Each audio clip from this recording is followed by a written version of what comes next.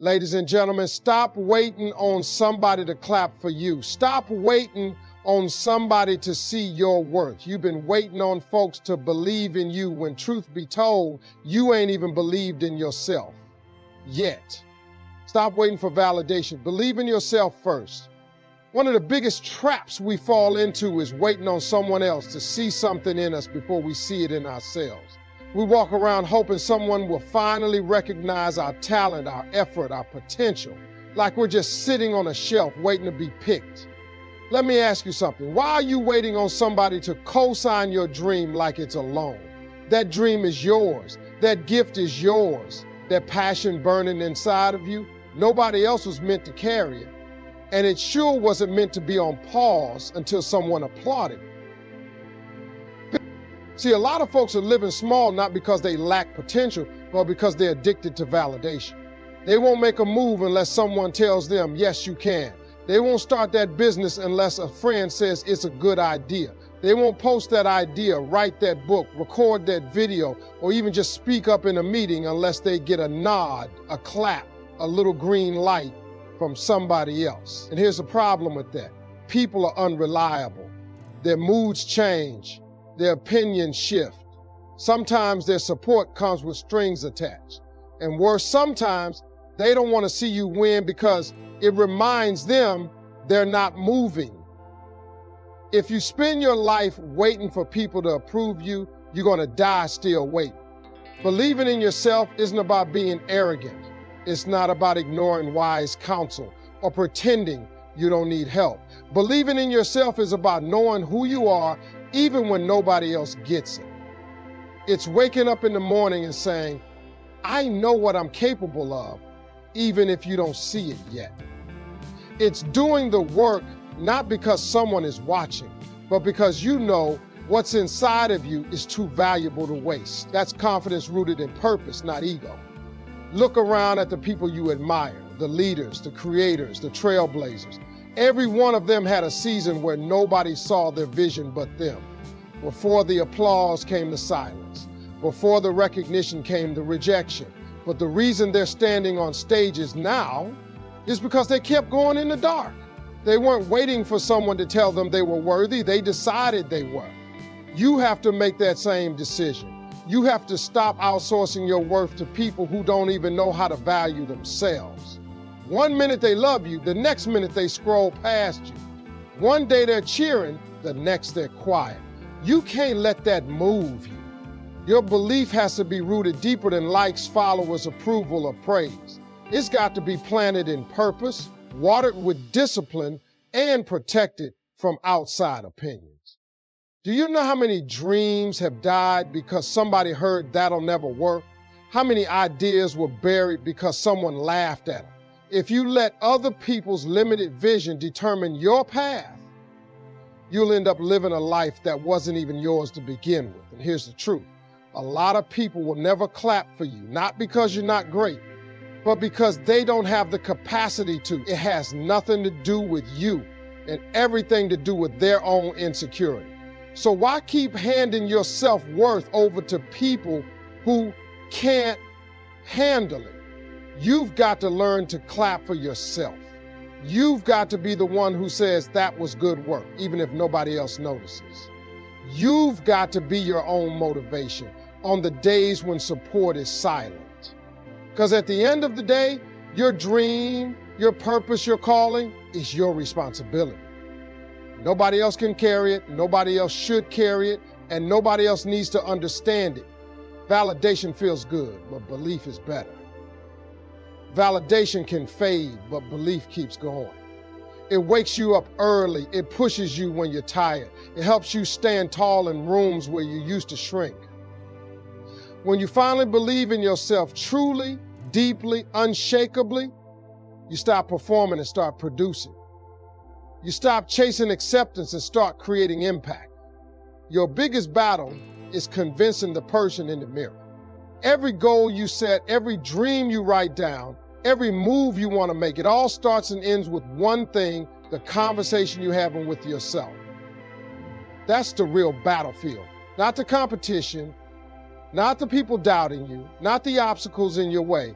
It's that voice in your head, the one that knows all your fears, all your failures, all your insecurities, the one that whispers, "Are you sure you can do this?" That voice is the gatekeeper. And until you deal with it, you'll keep finding ways to hold yourself back. People talk about haters all the time like they're the main problem, but the real hater might be living in your own head. You know how many opportunities you passed on not because you weren't qualified, but because you didn't think you were? You know how many times you had the right idea, the right plan, the right timing, and you still didn't act? Just because something inside told you that you weren't enough yet? That's the inner war we don't talk about enough. We spend so much time trying to impress others, when the truth is, we haven't even impressed ourselves yet. Confidence doesn't come from praise, it comes from proof. You have to show yourself that you can do it, not once, but consistently. That's why small wins matter. Every time you keep a promise to yourself, every time you show up when it's hard, every time you do something you were scared to do, you're building evidence. You're stacking up proof that says, hey, maybe I am the kind of person who can handle this. And over time, that proof quiets the doubt. It doesn't mean the voice disappears. It just means it loses its power. Most people think the solution is to wait until they feel confident, but confidence doesn't show up first. Courage does. You've got to move scared. You've got to act while your hands are still shaking.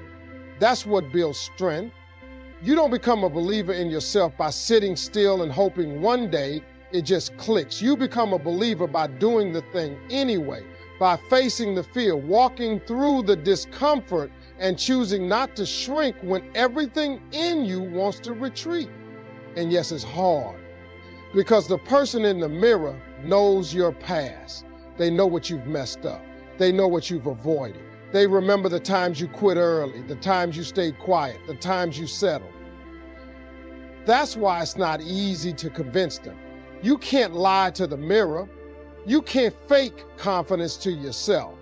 So the only way to shift that perspective is to start showing up different. You have to start stacking new evidence, new patterns, new behavior. You have to give that inner version of you something new to believe in. And don't expect it to happen overnight. This isn't a quick fix. It's a process. Some days you'll feel strong. Some days you'll feel like a fraud. Some days you'll feel like you're making progress. And other days you'll wonder if you've moved at all. That's normal. Growth doesn't always feel like growth. Sometimes it just feels like surviving another day without giving up on yourself. But through it all, the goal remains the same, to change the way you see yourself. Because how you see yourself determines how you move. If you see yourself as someone who always falls short, you'll subconsciously create situations that prove that story right. But if you start to see yourself as someone who's capable, disciplined, focused, resilient, then you'll start creating moments that align with that identity. It's not magic, it's repetition. You've got to talk to yourself better. Stop speaking defeat before you even begin. Stop calling yourself names that were never yours to begin with. Start catching the way you speak about yourself when nobody's listening. Start challenging the thoughts that tell you you're not ready, not smart enough, not talented enough, because the longer you believe those lies, the more real they become. You don't need to be perfect, you just need to be consistent. You don't need to win every day, you just need to keep showing up. Because every time you do, you're not just building a skill or chasing a goal, you're rewriting your identity. You're proving to the person in the mirror that change is possible, that growth is happening, that belief is being built one action at a time. Proving it to yourself changes how you move and speak. When you finally decide to prove it to yourself, something starts to shift inside you. It's subtle at first. You might not notice it right away, but over time, your entire energy begins to change. You walk into rooms differently. You speak with more clarity. You show up with purpose instead of pressure. That's the power of internal proof. It transforms not just what you do, but how you carry yourself while doing it. See, when you haven't proven anything to yourself yet, you operate with hesitation. You tiptoe. You ask for permission. You play small, not because you don't want more, but because you're still waiting for some external stamp of approval. You feel like an imposter in your own potential. You second guess your voice, your ideas, your decisions. You constantly look around to measure yourself against everyone else because deep down, you still don't know where you stand with yourself. But once you've started proving things to yourself, even little things, you build a different kind of confidence. Not the kind that screams or tries to impress people, but the kind that's quiet, rooted, grounded. You don't need to be the loudest in the room because you've already seen what you can do in silence. You've already shown up when no one was clapping. You've already delivered when no one was watching. That does something to your soul. It rewires how you think and how you speak because now you're not performing, you're just being. The way you talk about your goals changes too. You're no longer saying, I hope, or I'll try. You start saying, I'm working on, or I'm doing. You speak from a place of ownership, not wishful thinking. You stop romanticizing the idea of the dream and start respecting the process of it. You don't need to convince anyone else because the conviction in your voice is real. That's the difference between talking about something you wish would happen and speaking from the experience of already building it. And it doesn't mean you have everything figured out. You can be in the middle of the process, still learning, still falling down sometimes, but even in that space, your posture changes. You're no longer dragging yourself forward. You're moving with intention because you've tasted what it feels like to honor your own word. That gives you power. That gives you pride, not the ego kind. When you've proven something to yourself, your standards rise. You don't tolerate the same excuses you used to. You don't entertain the same doubt. You don't seek out the same validation. You hold yourself to a higher level, not because you're trying to impress someone, but because you've started to believe in the version of you that shows up, does the work, and keeps going. And that version of you, that version isn't looking around for confirmation anymore. That version doesn't wait for perfect timing or ideal conditions. That version is already in motion. You start setting boundaries differently too. You stop explaining your moves to people who don't understand your mission. You stop over-explaining your worth to people who never really valued it. You protect your energy, your focus, your vision, because now you know what it took just to get here. You're not willing to go backwards just to make someone else comfortable. And the way you respond to failure changes. Before, when you failed, it felt like a confirmation of your worst fear, that maybe you weren't good enough. But now when you fail, you see it as a part of the process. You don't take it personally, you take it constructively. You learn, you adapt, you stay in motion, because now you've got proof that you can handle hard things. You've got evidence that you can bounce back. That kind of confidence doesn't just come from winning, it comes from surviving, from staying consistent, from proving to yourself that you don't quit when it gets hard. You speak life over your situation more. You don't walk around repeating defeat. You don't speak negativity over your goals. You've been through enough to know that your words matter. And now that you believe in what you're building, you choose your language with intention. You affirm yourself. You talk like someone who knows where they're going. You think, speak, and act in alignment, because proving it to yourself is giving you a blueprint to follow, a fire to carry, and a voice that doesn't need to shout to be heard. Consistency over applause. Show up even when no one's watching. There's something powerful about doing the work when there's no crowd, no cheers, no spotlight. That's where real growth lives. Not in the moments where everybody sees you, but in the moments when nobody does. In the early mornings, the late nights, the quiet sacrifices, the decisions nobody applauds but that matter more than they'll ever know. That's where greatness is built. Because anyone can show up when the energy's high and the room is full, but who are you when it's just you and the grind? Most people quit not because they aren't talented or capable, but because they can't stay consistent without an audience. They want results overnight. They want validation immediately. And the minute they don't get it, they start questioning whether it's even worth it. But the truth is, the ones who win are the ones who master the boring. They fall in love with the routine. They understand that repetition builds mastery, not hype. They're not addicted to the finish line. They're committed to the steps. It's easy to get caught up in chasing applause. That little dopamine hit from recognition can feel good, but if that's your fuel, you'll always run out. Applause fades, trends die, people move on. If your drive is based on how loud people clap, you'll crash the minute they go quiet. That's why consistency matters more, because when it's rooted in purpose, not praise, it becomes unstoppable. You're not moved by the noise, you're moved by your mission. Showing up consistently teaches you more than any compliment ever could. It shows you what you're made of. It reveals your habits, your mindset, your discipline. It exposes your excuses, but it also introduces you to your potential. When you keep going, even when it feels like nothing's changing, that's where transformation happens, because something is changing you. Your endurance is stretching, your patience is growing, your commitment is solidified.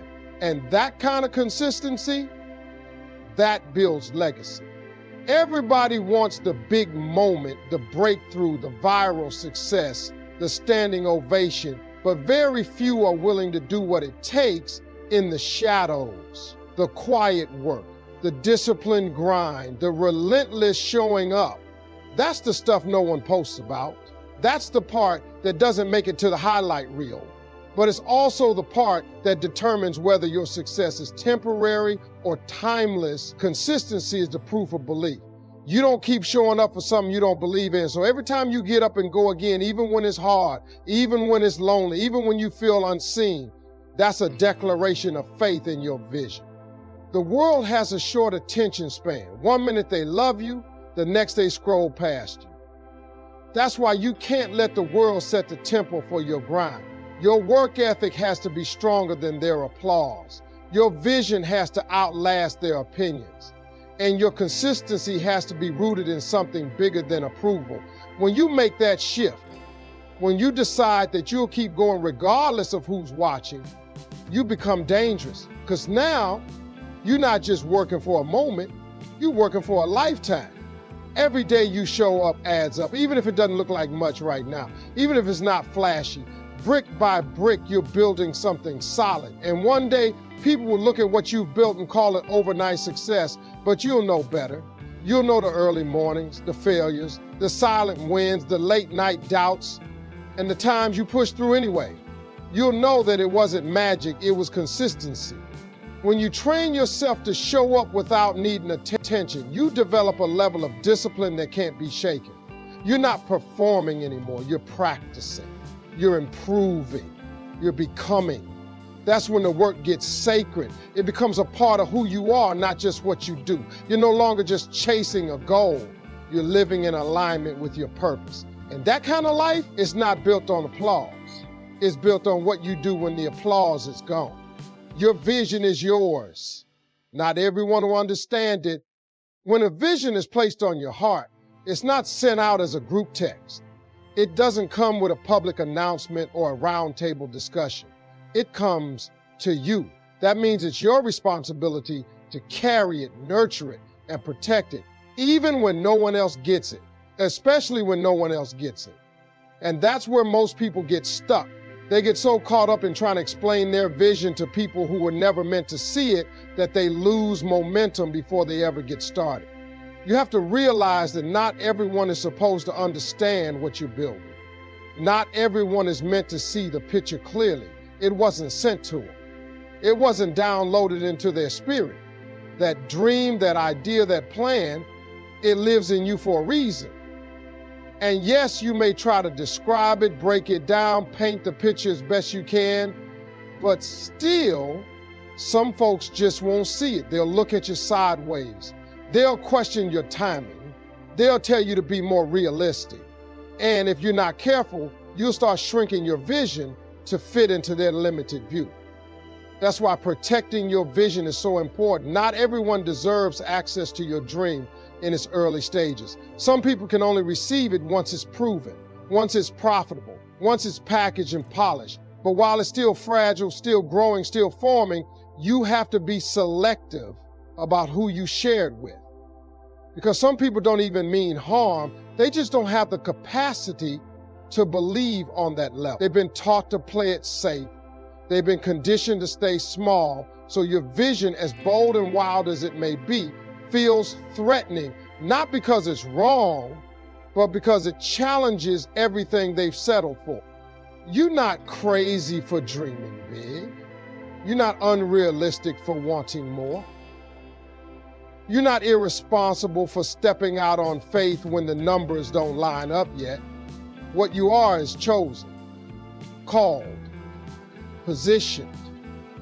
And that kind of calling isn't always going to come with a cheerleading section. Sometimes it comes with silence.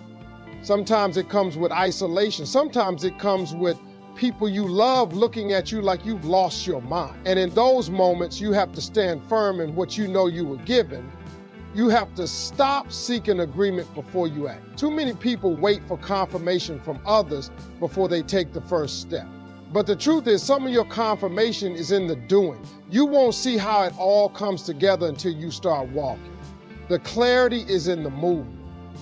The understanding grows with the action, and eventually the same people who doubted you may be the ones asking how you did. But that can't be your motivation. Your motivation has to be internal, fueled by the belief that your vision is valid even if no one else claps for it yet. Every breakthrough started as someone's misunderstood vision. Every invention, every movement, every business, every shift in culture, it all began with someone seeing something no one else saw and having the courage to pursue it anyway. You've got that same capacity inside you, but it's going to require boldness. It's going to require patience. It's going to require tuning out the noise and tuning into your inner voice, because as long as you're waiting for consensus, you'll stay stuck in the comfort zone of other people's expectation.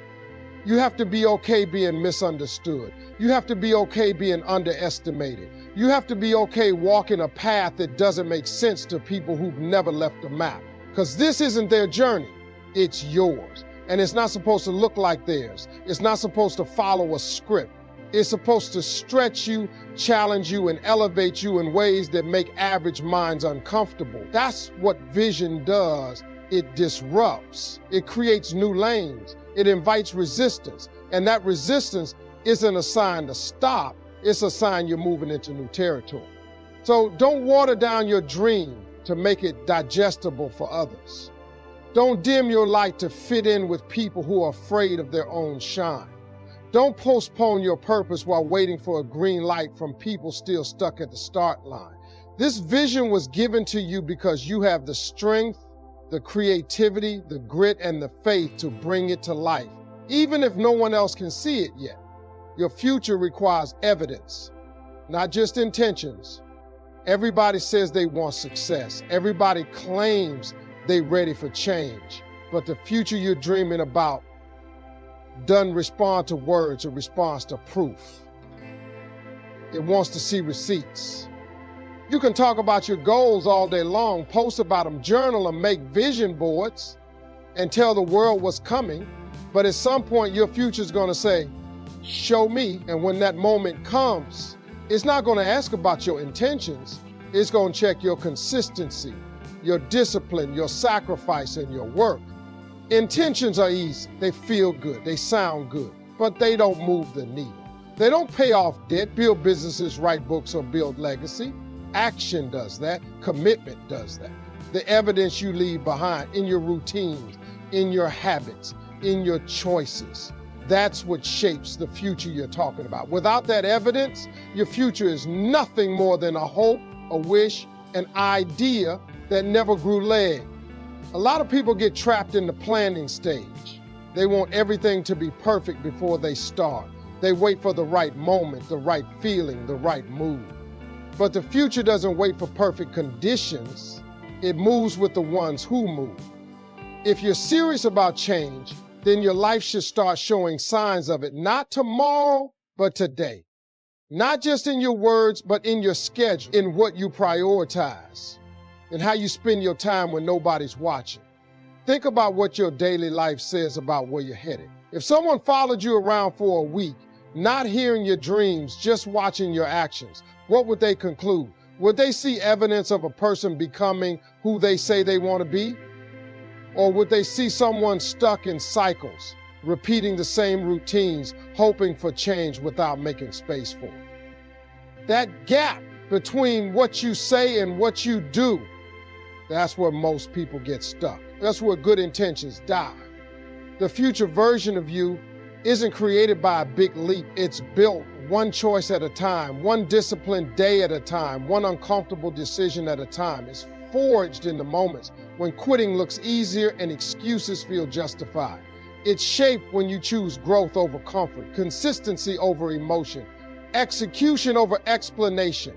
Because the future doesn't care about why you didn't feel like. It only responds to what you did anyway.